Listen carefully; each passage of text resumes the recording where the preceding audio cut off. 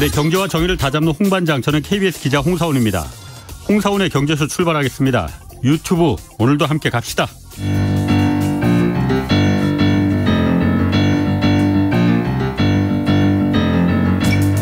세계 100대 경제학자, 가짜 경제 뉴스 감별사, 가슴이 뜨거운 경제학자, 건국대 최백은 교수의 이게 경제다. 네, 이달 들어서도 수출이 크게 지금 감소하고 있습니다. 올해 성장률도 25년 만에 일본에 역전되는 거 아니냐, 이런 우려 나오고 있습니다. 최백은 건국대 경제학과 교수 나오셨습니다. 안녕하세요. 네, 안녕하세요. 자, 수출 이거 정말 걱정되는데 이달 20일까지 수출량도 지금 16% 넘게 줄었다고 해요. 원화도 계속 약세잖아요. 지금 뭐 1,300원 지금 넘어섰고 그러는데 이 수출 기업에 유리할 텐데 왜 이렇게 수출이 회복이 안 되는 걸까요, 이거? 먼저 실상을 보게 되면요. 예. 실상을 보게 되면 지금 7월 달까지 기준으로 예. 한 달 기준은 7월 달께 나왔기 때문에 예.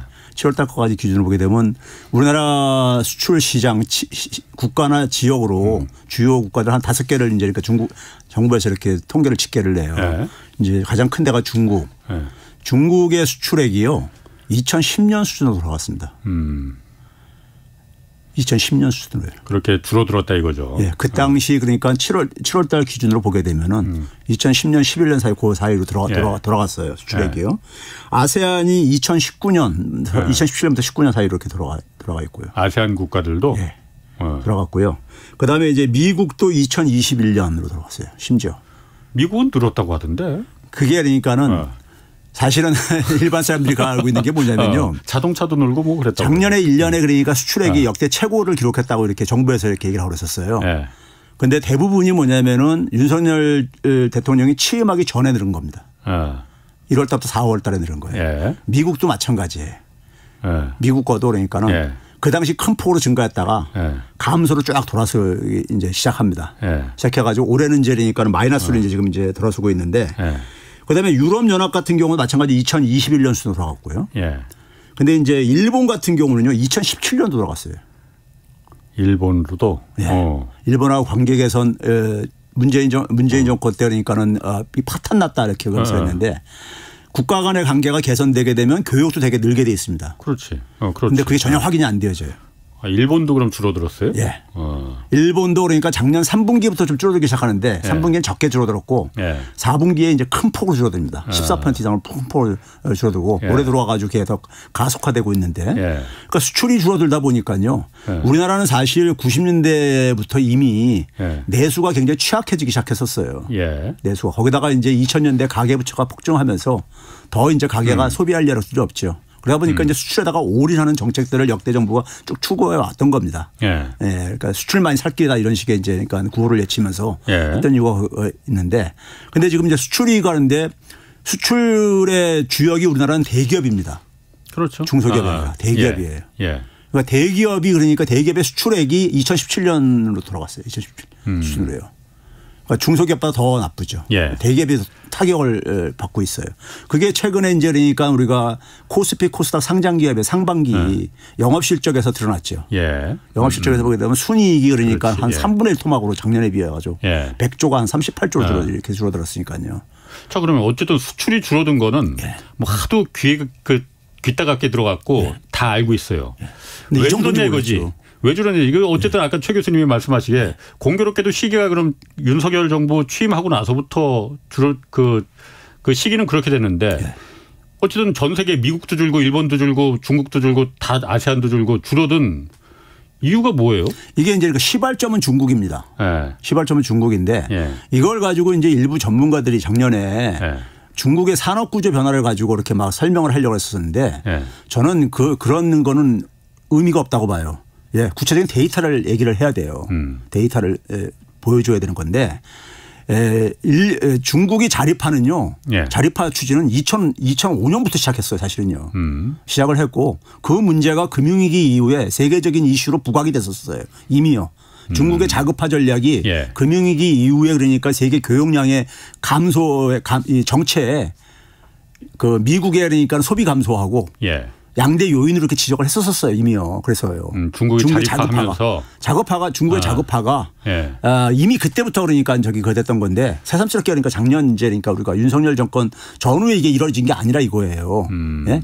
꾸준히 이렇게 해왔던 거라 이거죠. 그러니까 중국이 중간재 한국이 주로 생산하던 중간재를 중국이 생산하기 시작하면서 그렇죠. 한국의 수출이 이렇게 박살나고 있다라고 했는데 그거 이미 오래전부터 했다 이거죠. 그래서 제가 이제 구체적으로 작년에 제가 처음으로 제가 이 얘기를 얘기했죠. 중국 요인이다 그랬는데 제가 그때 뭘 가지고 했냐면 저는 항상 통계 수치를 들여다보는 사람입니다. 예. 그러니까 2019년도에 사람들이 기억을 못할 텐데 2019년도에 우리나라가 수출의 6위가 빠졌었습니다. 예. 2017년 18년 반도체 호황 속에서 그러니까 수출이 쫙 증가했다가 예. 2019년도에 그러니까는 이게 저희 2011년 수준을 빠고 합니다. 그 당시에도요. 그러니까요. 2019년도에. 후퇴? 예. 제가 자꾸만 후퇴합니다. 예. 10년 전으로 잃어버린 10년처럼 돌아갔었어요. 그러고 나서 2020년에 이제 코로나 팬데믹으로 그때는 뭐 어쩔 수 없는 거였었고 그다음에 2021년도에 이제 비상을 하죠. 비상을 한 거예요. 그래서 새로운 기록을 세웠던 거죠. 2020년에. 그럼 2019년도에 그 대폭 줄었던 것을 사람들은 지금 이미 기억이 없을 거예요. 상당히 줄어들었어요. 2018년에 우리가 새 기록을 세웠다가 2019년에 2011년 수준 돌아갔었으니까 상당한 충격이었었죠. 성장률도 그래서 2% 초로 2.3%가 쭉 떨어졌었어요. 팬데믹 이전에 이미 2위가 왔었어요. 그러면 이제 그 상황 속에서 그때 이제 그러니까 중국 수출도 줄어들었었어요. 2019년도에요. 중국 수출이 줄어든 적이 있었군요. 그럼요. 예. 2019년도에 10년 전으로 돌아갔는데 중국 수출이라고 해서 안 줄어들겠어요?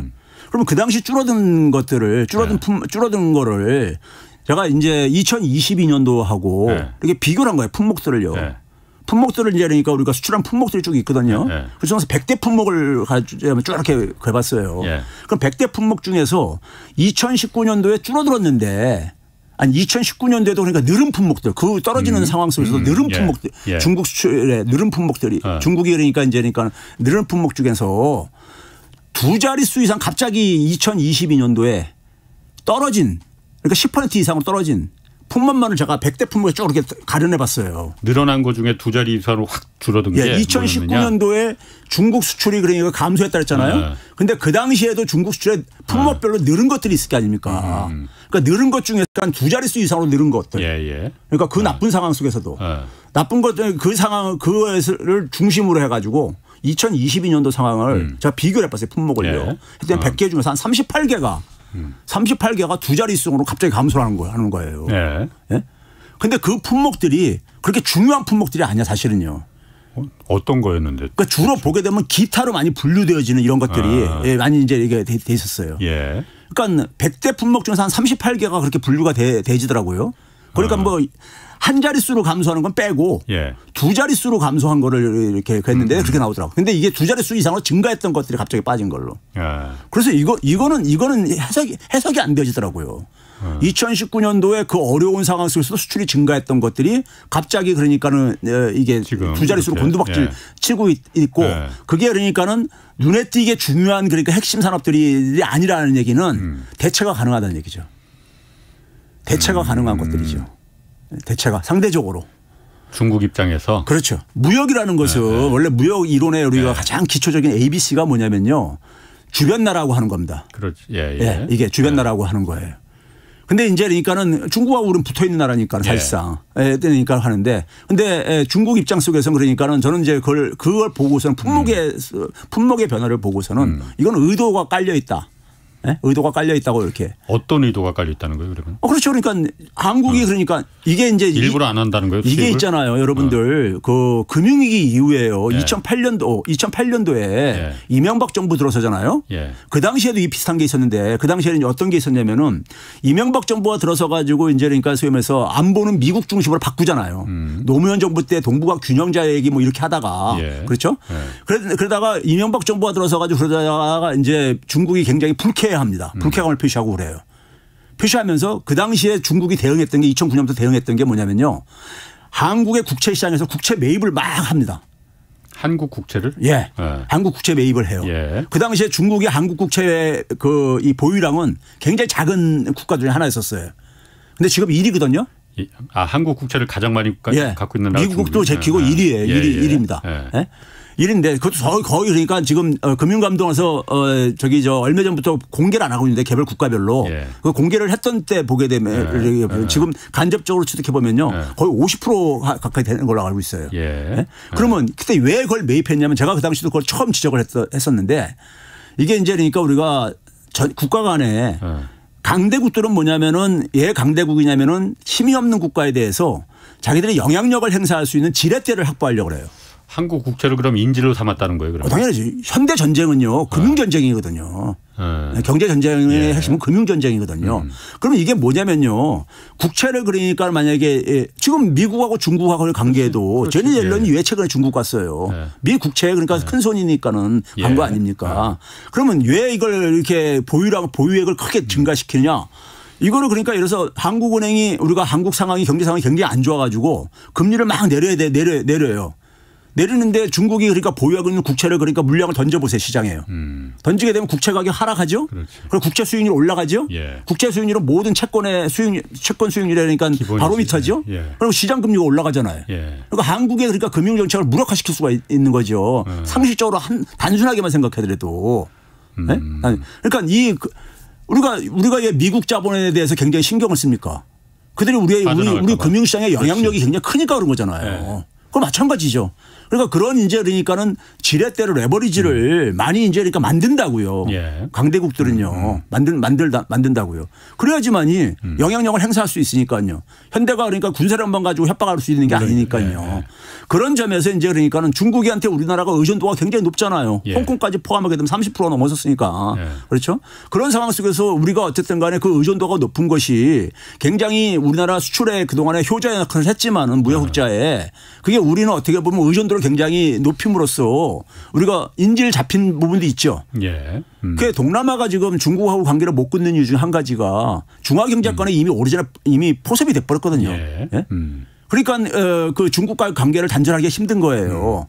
중화경제권에. 그러니까 주변에 굉장히 큰 나라가 있어요. 큰 나라가 있을 때 그러니까 그 나라한테 그러니까는 경제적으로 그러니까는 굉장히 이 관계가 심화될 수밖에 없죠. 의존도가요. 자연스럽게. 그런 측면에서 그러니까 이게 우리가 그런 것들을 섬세하게 고려하면서 정책을 그러니까 썼어야 되는 거라 이거죠. 그러니까 우리가 예를 들어서 뭐 탈중국, 반중국 뭐 이런 것을 하고 싶은 것을 감정이 있다 하더라도 그래서 그러니까 국가 이익이라는 것을 생각하면서 우리가 해야 된다는 얘기죠. 준비를 하고서 해야 된다. 그래 중국 문제 나오니까 그다음에 전문가들이 항상 레퍼토리로 수십 년 동안 했던 게 뭐냐면 수출 시장 다변화. 그게 현실적인 얘기입니까 그게? 가능하지 않죠. 그러면 어쨌든 그 최 교수님 분석은 그렇게 수치를 분석해 봤더니 지금 수출이 이렇게 특히 대중국 수출이 박살나고 있는 게 중국이 일부러 의도적으로 그러니까 한국 물건에 대해서 한번 당해봐라. 이것 때문이라는 거예요? 저는 그 부분이 상당히 있다고 봐요. 그래서 공교롭게도 작년 3월, 4월 이때부터 중국 수출이 이렇게 줄어드는 것도 그것 때문이다? 4월 달 같은 경우는요. 상하이 봉쇄가 이제 시작된 달입니다. 그랬나요? 4월 올해 상하이 봉쇄. 그리고 이제 6월 달부터 우리가 이제 무역수지 적자로 중국에 대해서 더 들었었죠. 이제 6월 초에 가서 이제 나토에 가서 탈중국 선언하고 이렇게 오면서요. 그러면서 이제 그때 이제 그러니까 그 전에 그러니까 1, 2, 3, 4월 달 4개월 동안에는 두 자릿수로 중국에 대해 수출이 증가했었어요, 전혀. 근데 갑자기 이게 그러니까 5월 달에 한 자릿수로 뚝 떨어진 다음에 6월 달에 마이너스 그때부터 돌아서는 거예요. 이게 어떻게 산업 구조가 어떻게 한두 달 만에 이렇게 돼요. 그럼 지금 한미일 정상회의도 하고 이제 중국을 아예 적시를 했는데 이제 두리뭉술하게 표현한 게 아니라 적시를 했잖아요. 그럼 더 안 좋겠네 그러면. 그렇죠. 제가 그래서 이거 구조적인 문제라고 했잖아요. 구조적인 문제다. 더 안 좋아졌네. 그리고 이제 아세안이 그렇게 되는 것도 사람들이 그래요. 저한테 아세안은 왜 그래 교수님 그러는데 아세안은 중국과의 관계가 굉장히 밀접해요. 그렇지. 그리고 이제 그렇게 되게 되면은요. 결국 이제 기업들은 지금 뭐냐면은 탈세계화 한다 그러면서 공급망 구축이 그러니까 굉장히 화두잖아요. 전 세계 국가들 주요 국가들이요. 그러면 이제 한국 경제가 한국의 수출품들이라든가 한국이 소위 말해서 세계 시장에서 공급하는 상품들이 중국 상품하고 이 중국과의 관계를 끊고서 상상할 수가 없는 거예요. 근데 중국한테 보복받게 되면은 한국도 굉장히 타격을 받을 수밖에 없다고 보는 거죠. 아니 그러면은 지금 정부에서 지금 기획재정부나 네. 산업통상자원부나 수출 담당하는 부처들이 네. 지금 최 교수님이 생각하는 그런 통계나 이런 걸 갖다 다 갖고 있을 텐데 거기도 네. 이런 상황 모릅니까 그러면? 아니 그래서 있잖아요. 그거를 처음에는 그러니까 그렇게 가볍게 생각하고 지나가다가 최근에 나오는 얘기가 경제 관련 부서들의 공무원들은 중국과 관계 이렇게 계속하면 곤란하다. 심지어 기업인들 재벌 기업인 총수 입에서도 나왔잖아요. 그러니까 민간 기업들은 다 그렇게 하는데 제가 그래서 작년에 5월 때 중요한 얘기를 여기서 나와서 했었던 게요. 윤석열 대통령이 당선되고 나서 5월 10일부터 취임을 했는데 5월 25일경에 그러니까는 한 보름뿐이 안 된 상태 속에서 바이든이 날라와요. 그렇게 급하게 날라온다고요. 예? 급하게요. 날라오는 것은 한국 정신 못 차리는 상황 속에서 그때 해가지고 그때 한번 윤석열 바이든 공동 성명문을 한번 읽어보세요. 네이버 검색하면 나오니까 거기 보게 되면요. 양자 간에 그러니까 집단적인 이익을 추구한다 그러는데 집단적인 이익이라는 게 미국 중심의 이익이 기준이 될 수밖에 없는 거고 거기에 이제 소위 말해서 이제 경제와 안보를 이제 그러니까는 중심에 놓고 이렇게 얘기를 한단 말이에요. 그러고 나서 거기에 설치하는 게 뭐냐면 이걸 하기 위해서 설치하는 게 뭐냐면 국가안보실에 창구를 그러니까는 만든다고 했잖아요. 국가안보실이요. 국가안보실에서 모든 경제와 안보를 그러니까 하나로 이제 그러니까 묶어가지고 국가안보실에서 조율을 하겠다는 거잖아요. 안보가 경제다 이렇게 그러니까 이제 했잖아요. 그래서 제가 뭐냐면 그 당시에 그걸 딱 보고서는 한국 경제를 미국 안보의 하위 개념으로 편입시킨 거다. 이렇게 했단 말이에요. 그러면 안보라는 게 미국 안보 기준이지 한국 안보 기준으로 미국한테 제가 그래서 농담 반 진담 반으로 한국의 적국이 미국한테도 적국이냐 이걸 물을 수 있어야 된다. 미국의 적을 한국은 적으로 삼으라 그러는데 거꾸로 그러니까 한국의 적은 미국의 적이냐. 이게 돼야지만 동맹이고 그게 맞는 얘기잖아요. 안보를 만약에 묶어서 간다면요. 근데 기본적으로 현실은 그러니까 우리가 미국 안보 중심이 될 수밖에 없는 건 삼척동자도 다 아는 얘기잖아요. 그러니까 우리는 뭐냐면 국가안보실에서 이게 조율이 되어져요. 그럼 어디서 그거 되겠습니까? 사실상 그러니까 미국에서 오다가 내려오는 거죠 뭘. 내려오면 우리나라 국가안보실에서 뭐냐면 이거를 경제 관련 부서에다가 이걸 내리죠. 그러니까요. 안보 차원 속에서 이 문제를 그러니까 고려해달라고. 그러니까 이게 안 풀리죠. 지금 알고 있는데도. 예, 그렇죠. 알고 있는데도 안 풀리는 거다. 그러니까 지금 탈중국에서 반중국까지 나간 거 아닙니까? 이번에 중국까지 적시하면서. 사실 그런데 우리나 반중국 탈중국하지 미국은 그러니까 말하는 거잖아요. 일본도 지금 중국하고 정상회담 하겠다고 하고. 아니 기본적으로 국가 간의 관계 근대 국제 관계라는 것은요. 국익 중심입니다. 그러니까 물 밑에서는 챙길 거 다 챙기는데 국익 중심인 거예요. 그러니까 4월 달부터 그러니까 미국의 행정부의 입장들이 완전히 변했잖아요. 우리 디커플링 할 생각 전혀 없다. 이런 얘기하면서 뭐 딜스킹이라는 새로운 용어도 만들고 막 이렇게 하면서 그냥 구차하게 그랬는데 그러면서 그러니까 가서 만나달라고 해서 만나고 이렇게 그랬잖아요. 근데 근데 그럼에도 불구하고 중국을 계속 압박은 하고 싶지요. 압박은 하고 싶은 거예요. 그러니까 쉽게 얘기해서 저는 미국하고 중국이 만약에 붙는다고 군사적으로 직접 붙을 일은 없다고 봐요. 서로가 핵보유국인데 어떻게 붙어요. 그럼 결국 뭐냐면 지금 우크라이나가 하는 게 뭡니까? 러시아의 국력을 지금 우리가 소지시키는 식으로 돼버리고 있잖아요. 그럼 지금 미국의 최대 목표는요. 엘리트들한테 중국이 그러니까 미국하고 그러니까 격차를 벌리는 거예요. 중국이 못 쫓아오게. 하는 데 속에서 그게 지금 초미의 관심사입니다. 미국은요. 그러면 중국을 그러니까 중국의 국력을 소지시킬 수 있는 가장 최적의 지역이 이쪽이죠. 뭐 동북아 쪽이죠. 그러니까 미국의 전략은 중국이 뭐 인공지능이니 자율주행이니 이런 거 하지 말고 옛날처럼 미국한테 싼 물건 공급해 줄 수 있는 옷가지나 라디오나 신발이나 이런 것만 만들어라. 그렇죠. 그러니까 항상 얘기하는 게 기존의 국제 질서를 깨트리려고 하지 말라 이거죠. 미국이 만든 주도한. 자 그러면은 한국하고 일본이 지금 미국하고 같이 세트로 지금 들어가 있는데 한국 경제는 어쨌든 지금 말씀하신 대로 그렇다 하더라도 일본은 한국보다도 지금 똑같은 입장인데 일본은 사실 굉장히 좋아 보이잖아요. 그 겉으로 보기에 수치적으로 보기에. 그 수치로 볼 때요. 이제 일반인들이 그 세세한 걸 안 봐서 그러는데 성장률이 2분기에 일본이 1.5가 나왔고요. 우리가 0.6이 나왔잖아요. 2배나 더 높아요. 거기다 우리 0. 근데 이 내용을 들여다보면요. 일본이 그렇게 잘한 거 없어요. 세세 내부 내력을 들여다보면요. 1.5%. 아니 근데 그 이제 결과적인 수치. 우리도 0.6이라는 것은요. 수출보다 수입이 더 많이 줄어서 만들어진 거야. 물론 그렇지. 예. 다 마이너스예요. 소비 투자 다 마이너스 속에서요. 그래서 뭐 불황형 흑자라고는 하지만. 아니 그러니까 그렇게 했는데 일본도 크게 잘한 게 없어요. 우리가 워낙 못하다 보니까 그런데 수출을 기본적으로 보게 되면요. 일본이 지금 가계 소비가 10년째 지금 안 늘고 있는 나라입니다. 가계 소비가. 근데 지금도 여전히 그래요. 이번에도 소비가. 그러니까 투자가 그러니까 조금 0.1% 정도가 기여를 했어요. 1.5% 중에서. 그럼 어디서 그랬느냐. 정부? 차이가 뭐냐면요. 수출하고 정부인데 수출이 우리는 마이너스를 했잖아요. 그렇지. 일본은 수출이 그나마 플러스를 한 거예요. 거기서 이제 그러니까 근데 수입은 우리가 더 많이 줄어들고 2배 정도 더 많이 줄어들고요. 우리가 2.1%로 줄고 여기는 그러니까 1.1%뿐이 안 줄어들고 그러니까요. 그러니까 우리 수출이 플러스 했으니까는 수출해서 수입을 뺀 거를 하니까는 계속 클 수밖에 없죠. 일본이 그러니까요. 그러니까 일본은 수출이 가뜩이나 여태까지 계속 우리보다도 좀 못했었는데 왜 한국은 이렇게 수출이 10달째 11달째 지금 마이너스인데 일본은 왜 지금 그게 증가로 돌았냐 이거지. 일본은 있잖아요. 수출 무역 통계를 쟤네들 선진국이라고 가면서 엔화 기준으로 이제 통계를 냅니다. 근데 달러 기준은 줄었어요. 달러 기준으로는. 그러니까 엔화 가치가 굉장히 많이 하락했잖아요. 그렇죠. 그 덕도 많이 본 것도 있고. 그리고 뭐 이제는 관광 이런 것도 했다지만은 하여간 엔화 기준으로 이제 올라간 거예요. 그러니까 달러 기준으로는 여전히 아직도 그러니까는 감소를 했고요. 했는데 그리고 이제 정부가 우리는 0.5%포인트를 끌어내렸고 마이너스 0.5%를 정부가 돈을 안 쓰니까 재정 지출을 안 하니까. 그렇죠. 근데 일본은 그나마 그것도 플러스 0.1을 만들어 가지고 그 차이들인 거예요. 소비 투자는 큰 차이가 없어요.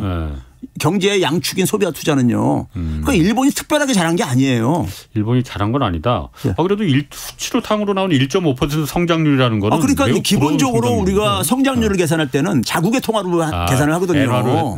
자국의 통화로. 근데 내역을 들여다보면은 그렇게 그러니까 썩 잘한 게 아니다 이거예요. 그렇게.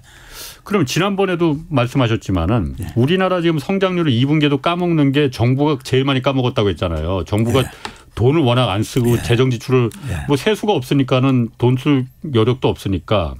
근데 지금 오늘 추경호 장관도 그 얘기 했거든요. 지금 성장률 0.1% 뭐 이런 거 올리려고 재정이 녹록치 않은데 거기다 지금 재정 쓸 여력 없다. 쓰면 안 된다라고 얘기했잖아요. 사실 지금 물가가 아직 잡힌 것도 아닌데 재정을 통해서 돈 풀면은 이거 인플레도 또 물가도 또 올리는 거 아니냐. 그런 면에서 재정을 그렇게 함부로 쓰면은 이거 성장률을 올리는 게 중요할까? 물가 다른 부작용이 더 클 수도 있는데 이런 생각도 들거든요. 근데 그건 있잖아요. 정말 구차한 얘기입니다. 자, 작년에 그러니까는 기재부가 예산을 편성을 해가지고 국회에다 승인받은 예산이 있잖아요. 자기들이 이만큼 쓸 필요가 있어서 책정을 한 거예요.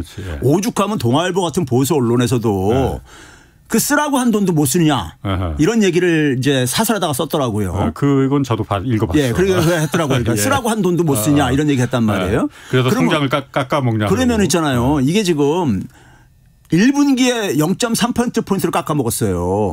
2분기에 0.5%포인트를 깎아먹은 거고요. 그럼 이게 지금 출발이 추경호 장관이 지금 엉뚱한 얘기하고 앉아있는데 작년 연말에요. 올해 성장률 경상 성장률이죠. 예를 들면 부채라든가 국가 채무라든가 이런 것은 우리가 명목 GDP로 가니까는 현재 돈 가치로 하는 거니까요. 그렇죠. 이거 여기다가 뭐 실질 가치로 얘기하는 건 아니잖아요. 그러니까 그걸 했을 때 올해 그러니까 경상 성장률을 4.0%로 추정을 하고서는 국가 예산 편성하고 다 계획을 짠 거예요. 그런데 올해 7월 달에 그 수정 경제정책 수정 가면서 얼마 거냐 0.6%포인트를 줄였어요. 그럼 그게 왜 그랬느냐? 성장률이 떨어진 거니까 그런 거죠. 성장률이 떨어진. 그러니까 성장률을 자기들이 그러니까 4.0% 할 거라고 전망을 했어요. 그런데 1분기에 0.3%포인트를 깎아먹었어. 그리고 2분기에 0.5%, 그리고 0.8%포인트를 깎아먹어 정부가요. 그 성장률 떨어지니까 성장률 수정 전망을 해. 그 성장률 떨어지게 되면 세수가 줄어들잖아요. 성장이라는 게 결국 국민소득인데 그렇죠? 세수가 줄어드니까 지출을 또 줄여야 돼. 자기들이 그러니까 책정한 소위 말해서 재정수지 적자의 목표치가 있거든. 근데 이걸 이미 초과해 버렸거든요. 지금 여러분들 추경호 기재부가 지금 그 재정 수지를 가는 게 관리 재정 수지를 가지고 하고 있는데 이것도 참 웃기는 얘기인데 이것도 일반인들은 이 얘기를 제가 그동안 몇 번 얘기는 했지만은 이게 지금 그러니까 우리가 저 팬데믹 때 2020년도에요. 관리 재정 수지로 해서 GDP 대비 마이너스 5.7%였었습니다. 근데 올해 1분기에 이미 마이너스 5.7%예요. 관리 재정 수지가. 예. 그러니까 지금 그래서 2분기 때 그러니까는 2분기 그 소위 월간 재정 동향이라고 기자가 발표하는 게 있어요. 홈페이지 들어가 보면 봤는데 거기 보게 되면은 지출을 그러니까는 1분기 때보다도 2.5배나 더 줄인 거야. 안 쓰겠다고. 예, 돈을 줄인 거예요. 지출을 작년에 비해서. 그런데 예산 증가분에까지 포함해서 한 72조 줄인 거더라고요. 보니까요. 근데 하여간 되게 대규모로 줄였는데 줄다 보니까 당연히 성장률 떨어지죠. 예. 성장률 떨어지면서 그러니까 이제 그래서 이제 사람들은 지출을 줄이게 되면은 상식적으로 뭘 어떻게 생각합니까? 수입이 되게 많이 줄어드는가 보다. 이렇게 하잖아요. 근데 수익 감소는 1분기보다 줄어들었어요. 세수 감소는요. 세수 감소는 1분기보다 줄어들었어. 2분기에는 조금 나아졌다 이거죠. 그렇죠. 그러니까. 예. 감소를 했다 하더라도 1분기보다 줄어들었어요. 예. 근데 왜 지출을 그러니까 2.5배나 더 많이 줄였냐. 이게 왜 그러냐면요. 수입하고 지출을 뺀 게 재정 수지잖아요. 재정 수지 자기들이 책정한 목표. 특히 뭐냐면 추경호 팀이 가는 게 뭐냐면은 제가 늘 얘기했듯이 재정 준칙을 통과시키고 싶거든. 그러면 재정 준칙에서 이분들이 그렇게 강조하는 게 뭐냐면 GDP 대비 마이너스 3% 재정 적자 3%에서 관리하겠다. 이거 안 되게 되면 강제로 그러니까는 조정 들어가는 걸로 그걸 법제화하겠다고 그렇게 하고 있는 거잖아요. 그거를 그러니까는 실행하는 모습을 보여줘야 되는 거야. 그걸 통과시키려면.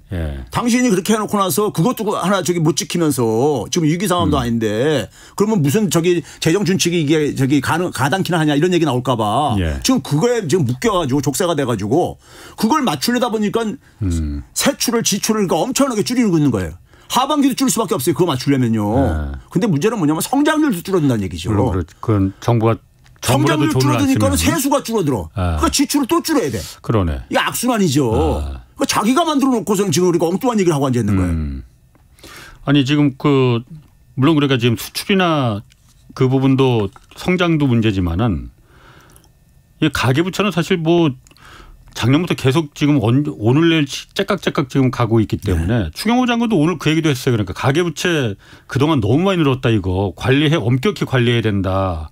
라고 얘기를 하고 지금 사실 금융위원회나 금감원이 시중은행들이 가계부채 늘린 주범이다. 당신들 대출 상품들 막 이렇게 50년 만기 주택담보대출 이런 거 상품 만들어서 이것 때문에 지금 가계부채가 폭발적으로 한 달에 6조씩 막 지금 늘어나고 있다라고 한 거잖아요. 제가 은행이라면 약간 좀 억울할 것 같아.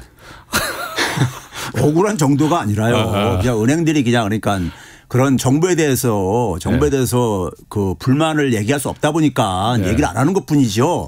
이건 삼척동자도 정부가 무슨 짓을 했는지 다 아는데 그러니까. 이걸 지금 제가 볼 때는 그냥 뻔뻔스러운 거고 좋게 얘기하면요. 나중에 이제 가계부채가 이제 이게 문제가 될 거라 조만간에 문제로 터질 거라는 것은 누구나가 다 지금 예상을 하고 있거든요. 정확한 타이밍만 못 맞추고 있을 뿐이지. 그때 가서 전부 다 자기 변명끼리 가는 거예요. 나도 가계부채 경고했었다. 은행 때문이다 이거. 아니 그리고 뭐 가계부채 뭐 그건 남 탓하는 거야. 이 정권의 특기이기도 하지만은 일단 나도 가계부채에 대해서 경고를 했고 나도 가계부채 작년 안 했다. 자기 그러니까 핑계거리 만들어 놓은 거 빠져나갈 구명을. 지금 그 상황이라는 거예요. 그러니까 그렇죠. 내가 나는 이거 할 일 다 했다 정부로서는. 아니 추경호가 무슨 짓을 했는지 우리가 소위 비상경제회의를 작년 11월 달부터 10월 달부터 만들어가지고 아니 뭐 장관이 무슨 뭐 대통령도 저는 그냥 이름 부르는데 우리 대단한 저거라고 그래요. 아니 그러니까 알겠습니다. 그렇게 부르십시오. 저는 그냥 추경호 장관이라고 할게요. 자 그러면은 그 정부에서는 제가 어제 요즘 그 경제쇼에서 그 얘기 좀 자주 했는데 정부에서는 어쨌든 이렇게 가계부채가 정부가 가계부채를 늘 부추긴 측면이 있잖아요. 정부 정책이 어쨌든 집값을 방어하기 위해서 가계부채를 부추긴 측면이 있는데 이게 행복하게 마무리되려면은 미국이 금리를 드라마틱하게 확 내리면은 이거 될 수도 있다. 그리고 보니까 미국이 금리 내릴 수도 있을 것 같아. 월가에서 자꾸 내리라 어쩐다 하니까는 내리면 이거 가계부채 이렇게 늘어난 거 아무 문제도 없어. 행복하게 끝날 수 있어. 그러니까 조금만 버티면 돼. 라고 했던 것 같은데 요즘 보면은 미국의 뭐 10년물 그 국채금리나 이런 거 막 무섭게 뛰잖아요. 이거 보면은 미국이 기준금리 내리는 거는 이거 물 건너간 것 같은데 그러면 정부가 바라던 그 요행도 물 건너간 거 아니야? 라는 생각이 드는데 최 교수님 생각은 어떻습니까? 고영이잖아. 이제 아까 호칭을 얘기했기 때문에 제가 한 가지만 말씀드릴게요. 짧게요. 그 일제시대 때 일본에서는 있잖아요. 대학 교수면 있잖아요. 어쨌든 간에 아무리 요새 그러니까는 대학 교수도 저 권위가 땅에 떨어졌지만은 명색이 어쨌든 간에 최고의 지식인 아닙니까? 그래서 대학 교수가 일본에서는요. 총리를 부를 때도 아무개 군이라고 그랬었어요. 군. 예. 그 대학 선생이기 때문에 선생에서의 저겁니다. 그러니까 그렇게 이해를 해 주시고 자, 미국 얘기 할게요. 제가 지난번에 출연을 해갔을 때 그때 제가 그런 얘기 했죠. 그 피치사 신용등급 강등한 거 가지고 그 당시에 미국의 그 주류 엘리트들이 집단적인 발작 현상을 보였다 이런 표현을 썼었어요. 이 방송에서요. 그러니까 그게 지금 그 당시 그러면서 일부 전문가들은 피치가 한 거 아무 효과가 없을 거다 이런 얘기도 하고 했어요. 그런데 아무 효과 없으면 그렇게 발작을 보이면 안 되는 거지. 그냥 무시하면 됐던 거죠. 그런데 결과를 보니까는 결과를 보니까 걱정했던 거야. 지금 뭐냐면 제가 그래서 피치사가 했던 것이 이렇게 될까봐 뚝에 개미 구멍을 만든 거다 이렇게 비유를 제가 여러 군데서 했거든요. 뚝에 개미 구멍을 만든 거다 했는데 그게 이제 그러니까 이 전문가들 다 아는 거야. 미국은 제가 그랬잖아요. 미국의 이 미 국채는 달러의 힘을 보여주는 하나의 상징적인 지표잖아요. 달러의 힘을. 그렇지. 그러니까 미 국채의 가치가 그러니까 미 국채를 사람들이 전 세계가 좋아해야 한다는 얘기는 미 국채 가격이 굉장히 안정적으로 유지가 된다는 얘기잖아요. 그 얘기는 결국 뭐냐면 그걸 사람들이 그 상품을 좋아한다는 얘기는 그 상품이 안전하고 소위 말해서 이게 투자할 만한 상품이니까 그렇게 하는 거잖아요. 그 달러의 힘을 반영하는 거예요. 그게 달러 패권이지. 그걸 알아야 되는 거예요. 그걸 이해하셔야 되는 거예요. 그런데 달러의 패권이라는 것은 미국 국가 이익의 절대적인 거거든요. 핵심 이익이죠. 핵심 이익이죠. 그러니까 제가 그러잖아요. 미국의 엘리트들은 소위 그러니까는 비즈니스 계통에 있는 장사꾼이든 아니면 학계에 있는 사람이든 다들 있잖아요. 국가 이익에 대해서는 한 목소리를 냅니다. 우리나라는 그렇지 못해. 난 우리나라도 좀 그런 건 좀 배웠으면 좋겠어. 지식인들이요. 전문가들이요. 한 목소리를 냅니다. 국가 이익에 대해서는요. 대외적으로. 그래서 그렇게 집단적인 발작을 보인 거예요. 발작을 보이는데 결과론적으로는 그 당시에 그 쉬쉬했던 제가 무슨 얘기했습니까요. 집단적으로 체면을 걸고 있었다. 그러니까 미국의 국채는 얼마든지 그러니까 이거는 그냥 수요가 뒷받침될 수 있는 거이기 때문에 수요가 뒷받침된다는 얘기는 수익률은 그러니까 떨어진다는 얘기잖아요. 그렇지. 떨어지면은 그러니까 이게 그러니까는 저기 주는 의미는 뭐냐면요. 미국이 정부가 발행한 미국채 중 가장 많은 게 2년물에서 10년물 이게 제일 많아요. 발행 국채가 이게 절대적으로 많습니다.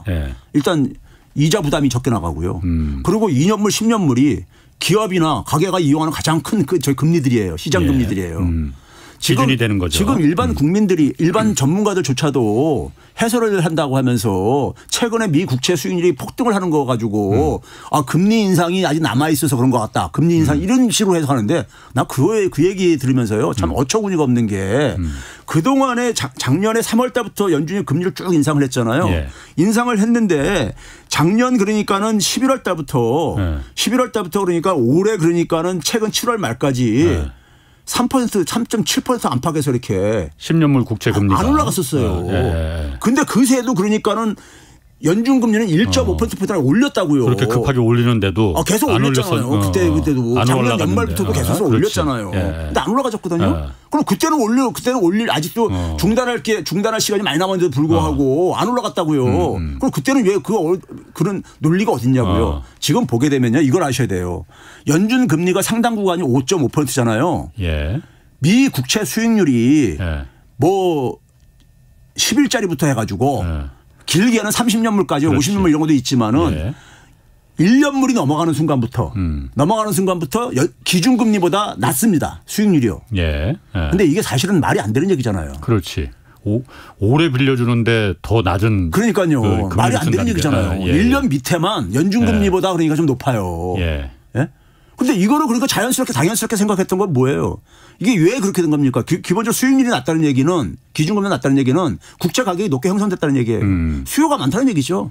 너도나도 국채를 사니까. 그러니까 가격이 올라가면 떨어지니까 수익률은요. 그래서 된 거잖아요. 결과론적으로는요.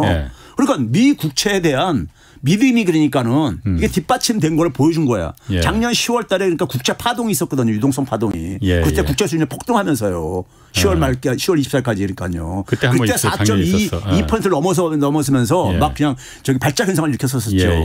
그리고 나서 이게 쭉 이제 안정을 돌아왔다고. 그리고 거기서 뭐냐면 미국이 그러니까 안도의 한숨을 쉬었죠. 역시 미국의 달러의 힘은 이렇게 해서 그랬는데 근데 결과적으로 뭡니까? 그 문제가 작년에도 쭉 올라갔던 이유가 왜 그런 겁니까? 올라갔던 이유는 미국 국채를 너무 많이 발행하는 거야.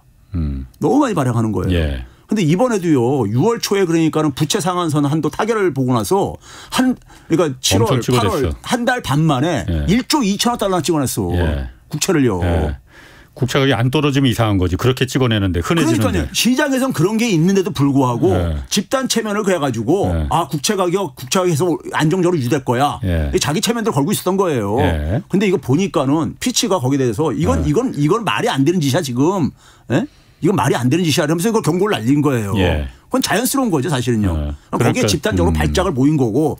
예? 그러고 나서 이제 그다음에 어떻게 했습니까? 시장에서 보니까는 이거 피치가 간 게 이거 맞는 거 아니야 사실? 예. 예? 이런 이제 의구심들이 형성된 거예요. 예. 그래서 그다음부터 어떤 일이 있었습니까? 시소 게임이 쫙 있었어요. 국채 가격, 국채를 팔겠다는 사람과 예. 국채 수익률 상승에 베팅하는 사람과 예. 하락에 이제 이게 유지가 될 거라는 베팅하는데 결국은 국채 가격 상승 베팅이 이기고 있는 거죠 지금 그 힘이. 예. 그러니까 시장이 더 이상 그러니까는 신뢰를 못 하는 거예요. 시장이 불안해지기 시작하는 거예요. 지금 이 모습은요. 예. 지금 4.3을 넘어 돌파했잖아요. 예. 4.3을 돌파했거든요. 그런데도 아직 작년 10월 같은 현상이 안 나타나는 이유는 아까 얘기했듯이요. 2년물, 3년물, 5년물은 아직 정점을 안 지났어요. 7년물, 10년물 이 이상만 좀 올라가고 작년 정점을 지났고 예. 그 밑에는 그 밑에 2년물, 3년물, 5년물도 많이 발행하거든요. 그건 아직 정점을 안 지났어요. 그것도 올라가긴 올라가는데 그렇게 폭등하진 않았다 이거죠. 그렇죠. 10년물처럼 폭등을 안 하는 거죠. 근데 또 올라가고는 있죠. 그러니까 이게 지금 상당히 지금 살얼음판을 걷고 있는 거예요 지금요. 이게 지금 결국 뭐냐면은 국채 수익률이 올라간다는 얘기는 국채 가격이 폭락한다는 얘기잖아요. 그렇지. 그럼 제가 과거에 얘기했듯이 미국 국채는 교과서의 세계는 최고의 안전자산입니다. 예? 안전자산이에요. 근데 이게 그러니까는 가치가 폭락을 한다는 얘기는 미 국채를 가지고 있어가지고 지금 7월 말 기준으로 작년 2월 달 대비로 해가지고 손실을 얼마나 봤냐면요. 미 국채에서 발생한 손실이 2조 달러 가깝습니다. 그러니까 액면 가치보다도 2조 달러 밑으로 떨어졌어요. 그 국채 가격이 폭락했으니까 지금. 그렇죠. 지금 폭락한 상태니까요. 그럼 그거 갖고 있던 많은 그 금융기관들도 그렇고 투자기관들도 그렇고 펀드들도 그렇고 손해 엄청 보겠네요. 작년에 그래서 더구나 장기 국채를 10년물 장기 국채를 보유하고 있는 이 투자가들이 누구냐면 대표적으로요. 연기금들. 은퇴 후에 돈을 쓸 일이니까 장기 투자할 수 있다고. 또 하나 생명보험에다 주거해 주는 거니까요. 그건 이 친구들이 이거를 가지고 근데 수익률이 워낙 낮았었잖아요. 장기물들이. 그러니까 돈을 그러니까는 자금을 이걸 이제 수익을 만들어내야 되는데 국채를 그러니까 담보물만 사용을 합니다. 그렇지. 국채 담보는 가장 안전한 담보물이거든요. 그렇지. 근데 이 담보 가치가 떨어지는 거잖아요. 국채 가격이 떨어진다는 얘기는. 그러니까 작년에 10월 달에 나타났던 게 바로 뭐냐면은 더 담보물 더 보충해. 소위 마진콜이 이렇게 요구받은 거죠. 그러니까 국채를 그러니까 팔아가지고 해야지 실리콘밸리 은행이나 다 이런 데들이 팔아가지고 해야 될 게 아닙니까? 그래서 더 하락하면서 그게 악순환 고리 만들었던 게 작년 10월 달에 이제 그러니까 소위 영국에 그러니까는 리즈 트러스 이 정권들 붕괴시킨 게 영국 국채 파동이거든요. 바닥에는요. 그러면 그런 상황에 지금 그러니까 이게 10년물만 보게 되면은 이미 지금 그러니까 작년 10월 달 돌파한 거거든요. 미 국채 가격이 폭락을 하고 있는 거예요. 지금요. 쉽게 얘기하면요. 그럼 미 국채의 유동성이 그러니까 사람들이 미 국채는 그러니까 인기 없는 상품이 돼버리는 거죠. 가치가 떨어지니까. 그러면 유동성이 떨어지는 거예요. 이게 유동성 파동입니다. 금융위기의 제일 첫 번째 출발점은 어디서 나타나냐면요. 유동성 문제에서 드러납니다. 유동성이라는 게 돈을 현금 확보하는 거잖아요. 가장 안전한 자산이 가장 유동성이 높은 자산이거든요. 언제든지 현금할 수 있는 자산이거든요.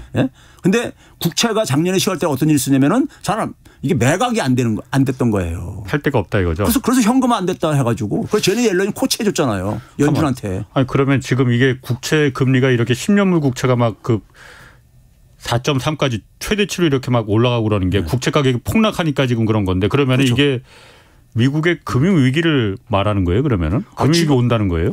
지금 그래서 보게 되면 제가 지난번에도 얘기했지만은 경기가 지금 침체 조짐이 안 보이잖아요. 오늘도 발표했지만 비농업 부분의 노동 생산성이 지난 6년에 최고치를 찍었어요. 노동 생산성 증가율이 3.7%인 걸 연율로요. 그러니까 소비도 지금 아직도 고하고 고용 지표도 괜찮고 다 괜찮잖아요. 실물 지표. 제가 그랬잖아요. 실물 지표로 봐가지고 안 된다. 실물 지표로 보면 안 되고 금융위기 전에도 실물은 굉장히 잘 나가고 있었다.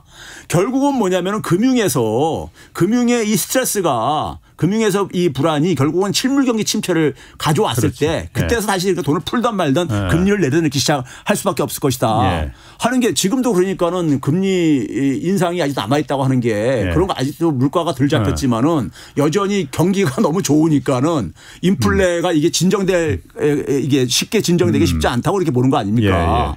그러니까 그런 점에서 지금 뭐냐면은 금융이 지금 그러니까는 문제는 뭐냐면 가장 근본적인 불안 요인 지금 미 국채가 위험할 수가 있다. 이게 이제 시장에 확산되는 지금 게 7월 말부터 지금 나타나는 현상으로 저는 보는 거예요. 이게요. 피치사가 거기에다가 작은 돌을 하나 파문을 던진 거야. 연못에다가요. 지금. 그래서 제가 그거를 개미 구멍을 만들었다. 피치가 이런 표현을 비유를 쓴 이유가 피치도 뭐 그럴 거 생각 안 하고 했을지 모르겠지만 자기들은 자기 할 일 한다면서 근데 이걸 연못에다가 작은 돌을 하나 던진 거예요. 파문을요. 근데 그러고 나서 시장이 급격하게 시장의 분위기가 바뀐 거야. 그리고 레리 서머스 같은 경우 지금 4.75%까지 올라간다. 이런 얘기하면서 다시 동참을 하고 앉아 있잖아요. 지금요. 재빠르게. 5.5%까지 올라간다는 사람도 있고. 그러니까 이게 이제 그러니까 이게 지금 이제 한번 이제 터지기가 쉽지요. 아니 그러면은 그러니까 그 얘기를 좀 해주세요. 지금 다들 중국이 지금 위기라고 하는데 미국이 그럼 이번 국채 파동으로 인해서 미국발 금융위기가 다시 발생할 수 있다는 겁니까 그러면은? 충분하죠. 미국발 금융 제가 그랬잖아요. 위기는 항상 똑같은 형식으로 안 온다. 그 당시에는 서브프라임 모기지였다면은 이번에 지금 미 국채 제가 항상 그래서 뭐냐면은 주변 사람들한테 미 국채를 항상 주시하라.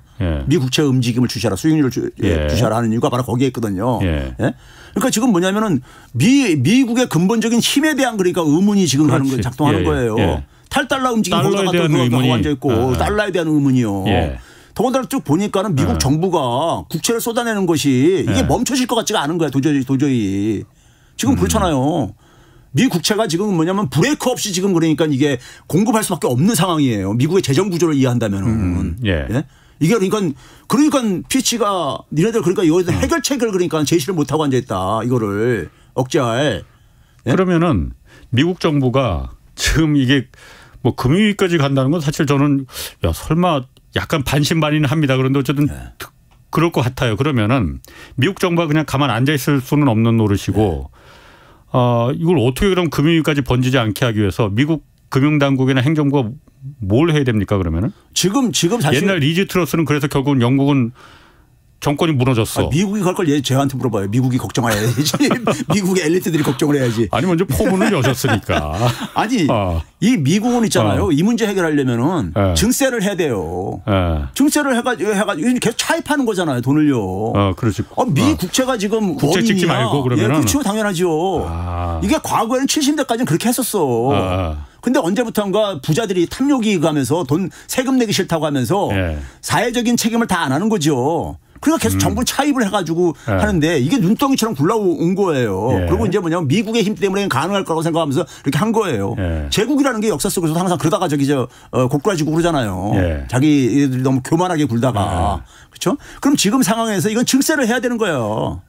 증세. 일본도 그래서 지금 기시다노믹스의 3대 축의 두 번째가 바로 뭐냐면요. 증세예요. 이 금융 부자들한테 증세가 있다. 근데 그거 반발이 있는 거지. 기득권층들이 반발이 있는 거죠. 근데 그걸 돌파를 해야 되는 거예요. 증세해야지만 국가가 이게 적자가 났어. 빚이 많어. 그럼 그 사회가 해결해야 되는 거잖아요. 그렇죠. 이걸 언제까지 계속 빚으로 돌려막기를 할 거냐고요. 국채를 내는 건 어차피 빚이니까 빚으로 빚을 막을 수는 없는 거고 지금은 그러다가 이제 가끔가다 이게 비경제적인 이런 인플레 충격이 오게 되면 이자가 폭등을 하면서 이자 부담도 지금 엄청나게 폭등하고 있거든요. 지금요. 그러니까 악순환 고리가 만들어지고 있다 보니까 과연 미국이 이 국채 문제를 해결할 수 있겠는가. 여기다 의구심이 본격적으로 생기는 거예요. 지금요. 그러다 보니까 이게 돌파하는 거라고요. 이 10년물 국채 이렇게 금리 폭등하는 게 그렇게 간단한 문제가 아니에요. 그렇죠. 미국채 10년물은요. 모든 금융상품의 출발점입니다. 상징물이에요. 상징물. 금융시장에. 그래서 제가 미국채 10년물을 봐라 항상 그런 이유가 그럽니다. 저는 그래서 국채가 이렇게 높으니 미국이 기준금리를 지금 뭐 내리는 건 언감생심이고 더 올리지나 않으면은 다행이다 생각해서 그럼 우리나라 큰일 났다 지금. 우리나라 지금 요행수로 생각하는 건 전부 다 미국의 기준금리 하루빨리 내려주게 지금 정한수 떠놓고 바라는 사람들이 굉장히 많을 것 같은데 행정부에서도 그렇고 그거 지금 빨리 지금 그 생각 접어야 되는 거 아니냐 그렇게 생각했는데 그보다 더 큰 위기가 올 수도 있는 거네 그러면은. 지금 저는 큰 변수는 그거고요. 우리가 한국에서 자금에 문제가 생기는 거는 한국은행 곡간 털면 돼요. 지금까지 그렇게 하고 있잖아요. 그거 하고 있고 심지어 뭐냐면 주택금융공사는 그러니까 해외에서 그러니까는 달러채 발행해가지고 예. 자금 투입하고 앉아 있는 거잖아요. 예. 예. 이게 지금 부동산 시장에다가. 예. 그러니까 내부에 있는 문제는 내부에서 자금 부족은 한국에서 돈 찍어가지고 가면 돼요. 사실 극단적으로는요. 바람직한 건 아니지만은. 그런데 문제는 뭐냐면 해외에서 달러 충격이 왔을 때. 예. 그거를 그러니까 우리가 방어할 능력이 없는 거잖아요. 달러 예. 충격은요. 예. 제한적인 거고. 예. 그렇기 때문에 결국은 변수는 미국인 거예요. 예. 미국인 거고 시간 좀 중국 얘기를 해야 되는데. 중국 얘기 잠깐 좀 하시죠. 그럼 중국 어쨌든 중국 위기라고 하잖아요. 부동산 위기. 중국 있잖아요. 중국을 너무 많은 사람들이 미국 금융 잣대로 봐요. 최근에 지금 인민은행이 저기 뭡니까 그 LPR인가 저기 저 론 프라임 레이시라고 해가지고 소위 말해서 이제 그러니까 이 우대 금리죠. 우대 금리 대출 우대 금리 이거를 저기 저 0.1% 내렸잖아요. 0.1 1년물짜리. 그것도 초점은 단기물. 초점은 그러니까는 두 가지인데 단기물 1년물 그다음에 너무 작았다 내린 게. 그럼 거기에 저는 많은 것이 보인다고 생각하는데요. 많은 분들이 지금 부동산 시장에 들어간 자금을 이제 그림자 금융을 가지고 금융위기 이후에 등장한 개념 중 하나가 그림자 금융인데 중국의 그림자 금융은요. 중국은 전적으로 은행 중심의 금융 시스템입니다. 은행이 한 72%를 그 자금을 해요. 그런데 미국은 그림자 금융이요. 은행보다 더 많이 해요. 그리고 또 하나 가지 차이는 뭐냐면 미국은 상업은행하고 투자은행하고 그다음에 투자은행이 만든 이 그림자 금융 섹터들이 다 연결돼 있어요. 지네들이 다 이렇게 이제 같이 하고 있으니까. 그런데 중국은 은행하고 소위 신탁 이런 회사들 요새 중국에서 나오는 거 이런 다 엄격히 분리돼 있어요. 적어도요. 물론 이게 그러니까 암묵적 보증 이런 것은 작동하지만은 그러니까 상당한 차이가 있어요. 그러면 그 0.1% 1년물을 내렸다는 얘기는 뭐냐면 1년물을 어디에 쓰는 거냐면요. CP 금리입니다. CP. 기업 어음 있잖아요. 단기 자금 조달 수단에 CP를 발행하잖아요. CP엄. 미국 같은 경우가 CP를 우리도 그러니까 작년에 부동산 PF 대출과 관련해서 CP를 발행해서 ABCP라고 해가지고 발행해서 했잖아요. 그게 이제 그게 굉장히 압박을 받았었잖아요. 그럼 미국도 마찬가지로 그 ABCP가 금융위기 때 상당히 이게 사고를 쳤었어요. 사고를 쳤었는데 그러니까 소위 말해서 MBS 이런 걸 자산을 담보로 해가지고 CP 발행해서 막 자금을 돌렸는데 이게 그러니까 이건 굉장히 많이 얽혀져 있었던 거죠. 근데 중국 같은 경우는 지금 보니까 CP를 겨냥을 저는 딱 그거 보고서 CP 겨냥이구나. 그러니까 얼마나 이게 다른 금융으로 이게 전이가 되고 있는 거를 보여줄 수 있는 것이 중국이 뭐냐면 이게 일반 부동산 말고 다른 부분에 그러니까 영향을 많이 미치느냐 안 미치냐 봤을 때 CP 정도에 지금 일부 지금 미치는 게 아닌가. 그거 하나 보이는 거고 그다음에 중국은 지금 뭐냐면 부동산을 사실 이 시진핑의 공동부유가 지금 시진핑 철학에 저거잖아요. 공동부유에서 3대 적을 규정한 게 뭡니까? 부동산, 사교육. 그다음에 플랫폼 이 사업 모델들 15초 남았어요 지금. 웃을 시간 없습니다. 그래가지고 그랬는데 이 부동산을 사실 그러니까 좀 구조조정하고 싶은 거지. 너무 집값이 많이 올라갔으니까. 그래서 지금 디레버리징 하고 있는 거죠 지금. 그렇죠. 그러니까 이게 뭐냐면 금융 쪽으로만 번지지 않게끔. 그렇죠. 그러니까 이게 그러니까 비용만 최소화할 수 있다. 근데 문제는 뭐냐면 이걸로 인해 가지고 성장은 저는 저성장 국면에 진입하는 것은 불가피하다고 봐요. 오히려 중국 경제는 탄탄해질 수도 있겠네요. 장기적으로. 거기까지 하겠습니다. 최백운 건국대 경제학과 교수 오늘 무서운 얘기 많이 들었습니다. 홍사원의 경제쇼였습니다.